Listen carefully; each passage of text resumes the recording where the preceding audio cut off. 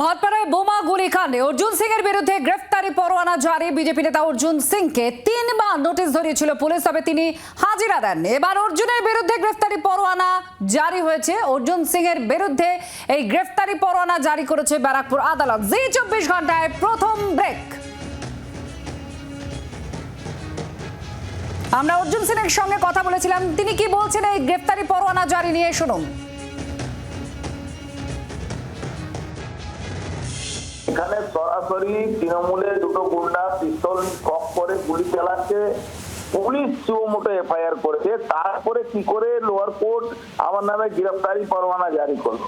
এটা তো বোঝাই যাচ্ছে যে লোয়ার লেভেলে কোর্টের কি অবস্থা আছে। এখানে পিপি কোর্ট চালাচ্ছে, এখানে তো জজ ম্যাজিস্ট্রেটরা কোর্ট চালান না, এখানে পিপি কোর্ট চালায়। এই অবস্থা আছে। আমাদের আদালতের উপরে বিশ্বাস আছে। কালকে হাইকোর্টে মামলা আছে, দেখা যায় কালকে কি হবে।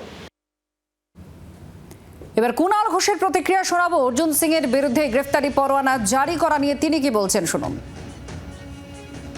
এখানে তৃণমূল আসছে কোথা থেকে? এটা তো আইনের বিষয়, আদালতের বিষয়। আদালত যদি কোনো সিদ্ধান্ত জানিয়ে থাকেন তো সেটা সম্পূর্ণভাবে আদালতের বিষয়। এখানে তৃণমূলকে দোষারোপ করার তো কোনো জায়গা নেই।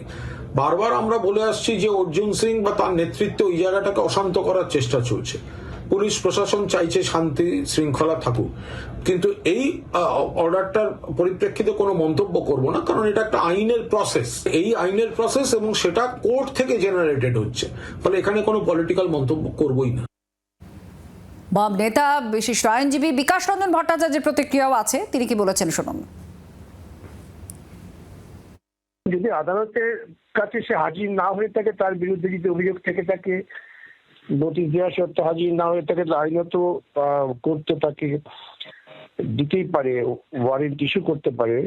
এগুলো সব বেলেবল ওয়ারেন্ট, যেটা হাজির হলে পরে বেল হবে। এগুলো নন বেলেবল ওয়ারেন্ট নয়। যতটুকু আমার মনে হচ্ছে, আমি অর্ডার দেখিনি। অর্জুন সিং আজকে বিজেপি গেছেন, গতকালকে তো তৃণমূলে ছিলেন। তৃণমূল বিজেপি উভয় দলই চায় অশান্তি পাকিয়ে রাখতে, সেই জন্য এসব হচ্ছে। এইসব অশান্তি পাকিয়ে রাখলে সুবিধে, ওষুধের দাম বাড়ছে, তা নিয়ে কেউ কথা বলবে না। জিনিসপত্র পাওয়া যাচ্ছে না, তা নিয়ে কেউ কথা বলবে না, খালি গুন্ডামি দিয়ে বেঁচে থাকবে। বাংলার আওয়াজ, বাঙালির আবেগ, জি 24 ঘন্টা।